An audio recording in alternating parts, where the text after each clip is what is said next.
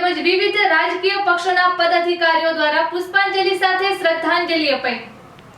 આજ રોજ મુન્દ્રા મધ્યે ડોક્ટર આંબેડકર સર્કલ પાસે વિવિધ સામાજિક સંગઠનો દ્વારા દેશના પૂર્વ વડાપ્રધાન નાણામંત્રી ડોક્ટર મનમોહન સિંહજી, જેમના પ્રધાનમંત્રી તેમજ નાણામંત્રીના કાર્યકાળ દરમિયાન 2009માં શિક્ષણનો અધિકાર, 2005માં સૂચનાનો અધિકાર, 2013માં રાષ્ટ્રીય ખાદ્ય સુરક્ષા કાયદો તેમજ ભૂમિ અધિગ્રહણ કાયદો તથા 2005માં મનરેગા, 2006માં વન અધિકાર કાયદો વગેરે કાયદા અને નિયમો થકી દેશ માટે ઉમદા કામગીરી કરી હતી।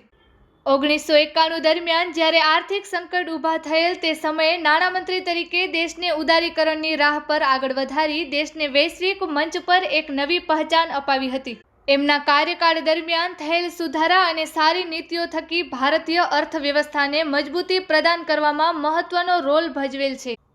ડોક્ટર મનમોહનજીને 1987માં પદ્મ વિભૂષણ, 1993-94માં Asia money award for finance minister, 1956માં કેમ્બ્રિજ વિશ્વવિદ્યાલયનો એડમ સ્મિથ પુરસ્કાર વગેરે એવોર્ડ પુરસ્કારોથી વડાપ્રધાન મનમોહન સિંહજીએ પુરસ્કાર સન્માન મેળવ્યા હતા।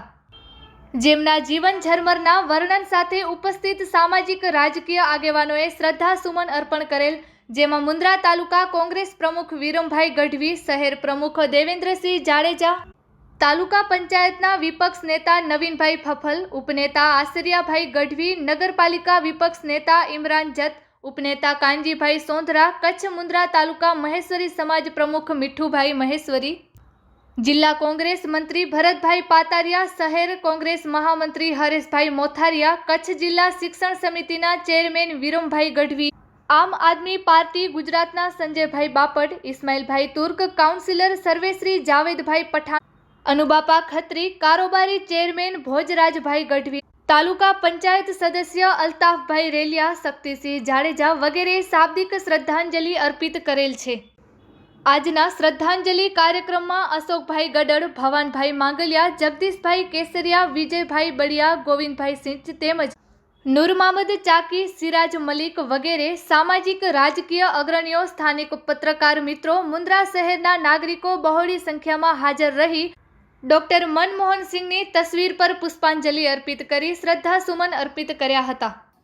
મુન્દ્રા તાલુકામાં આજે ડોક્ટર મનમોહન સિંહનો શ્રદ્ધાંજલિ કાર્યક્રમ રાખવામાં આવ્યો અને એની અંદર તમામ લોકોને સૂચના આપેલી હતી ટૂંકા ગાળાની અને બધા લોકો એની અંદર હાજર રહ્યા। રાષ્ટ્રીય કોંગ્રેસ નહીં પરંતુ સમગ્ર દેશે એક મહાન વિભૂતિ ખોઈ છે। એમના જેટલા હોશિયાર વ્યક્તિ હવે ભવિષ્યમાં મળવા મુશ્કેલ છે।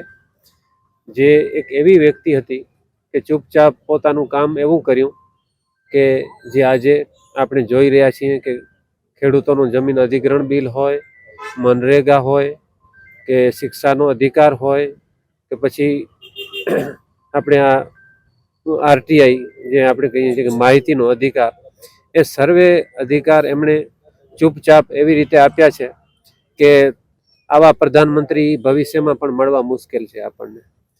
કબીર સાહેબનો એક દોહો છે કે જબ તું આયો જગત में जग हसे तू रोय, करनी ऐसी करके चलो तुम हसो जग रोय। તો આ સાબિત એમણે કરી દીધું છે અને એ જ સાથે આપણે એને વિનમ્ર શ્રદ્ધાંજલિ અર્પીએ છીએ અને એમના જેવા વિચાર દરેક ભારતવાસી પાસે આવે અને દેશ ખૂબ પ્રગતિ કરે। તો શ્રદ્ધાંજલિ પાઠવવા માટેના શબ્દો જ ખૂટી પડે એમ છે, કારણ કે એટલી મહાન વિભૂતિ છે ભારતની, આખા વિશ્વની અંદર એવા મહાન અર્થશાસ્ત્રી છે જે અર્થશાસ્ત્રી આપણને ક્યારે મળવાના નથી। અને જેમ વિરમભાઈએ કીધું એમ ઘણી બધી યોજનાઓ એમણે જણાવી, એના સિવાયની પણ ઘણી બધી યોજનાઓ એમણે પોતાના મૌન રહીને પણ, કે અત્યારે અમારા જેવા ઘણા બધા નેતાઓ જે ઉછળકૂદ કરતા હોય વધારે અને કામ બહુ ઓછું થતું હોય, ત્યારે એ સમયના એવા મહાન પૂર્વ વડાપ્રધાન અને મહાન અર્થશાસ્ત્રીએ મૌન રહી અને દેશને ઘણું બધું આપ્યું છે। અને આજે જે પણ અધિકારો મળેલા છે એવા ઘણા બધા અધિકારો ડૉક્ટર બાબા સાહેબ આંબેડકર પછી અબ્દુલ કલામ અને એમના પછી જ્યારે મનમોહન સિંહજીએ પણ આપ્યા છે, ત્યારે આપણે એમના ચરણોમાં વંદન કરીને એમને પુષ્પાંજલિ અર્પિત કરવા માટે જ્યારે આજે ભેગા થાય છે ત્યારે ફરી એમના ચરણોમાં વંદન કરું। દેશના પૂર્વ યશસ્વી વડાપ્રધાન ડૉક્ટર મનમોહન સિંહ સાહેબ આજે એમની વિદાયથી માત્ર ભારતની જનતાને નહીં પણ વિશ્વને એક આઘાત લાગ્યું છે. એમને એક બિરુદ મળેલું છે, the most qualified politician the world has ever scene, કે દુનિયાના સૌથી એકમાત્ર રાજકીય નેતા હોય કે જેની કને 23 થી વધારે એજ્યુકેશનલ ડિગ્રીઓ હતી. ભારતના એકમાત્ર એવા નેતા કે જેમના માનમાં વિશ્વની મહાન યુનિવર્સિટીઓ ઓક્સફર્ડ અને સ્ટેમફર્ડે જેમના માનમાં સ્ટેમ બાર પાડેલા હોય. એમણે વર્લ્ડ બેંક, આરબીઆઈ ગવર્નર અને ફાઇનાન્સ મિનિસ્ટર તરીકે અને છેલ્લે દેશના એક યશસ્વી વડાપ્રધાન તરીકે આ દેશને અને વિશ્વને સેવાઓ આપેલી. આજે એમની વિદાયથી સમગ્ર વિશ્વને અને ભારતની જનતાને એક આઘાત લાગ્યો છે. અને વિશ્વને આવા પોલિટિશિયન, આવા નેતાઓ કદાચ આવનારા સમયમાં મળી શકે એવું ઓછું દેખાઈ રહ્યું છે. ઓછું બોલવું અને કામ વધારે કરવું, man of few words and all about his actions, જે ઇંગ્લિશમાં કહેવત છે કે ભાઈ એમણે ઓછું બોલ્યા, ઓછા શબ્દોમાં બોલ્યા, પણ એમનું જે કામ છે એ જ આજે ભારતના અર્થતંત્રને સાંકળીને બેઠું છે. એમની લિબરલાઇઝેશનની પોલિસી કયો, એમની ઇકોનોમિક્સને ઉપર લઈ આવવાની પોલિસી કયો, એ જ બધા સિદ્ધાંતોને લઈને આજે ભારતનું અર્થતંત્ર હજી પણ મજબૂત છે.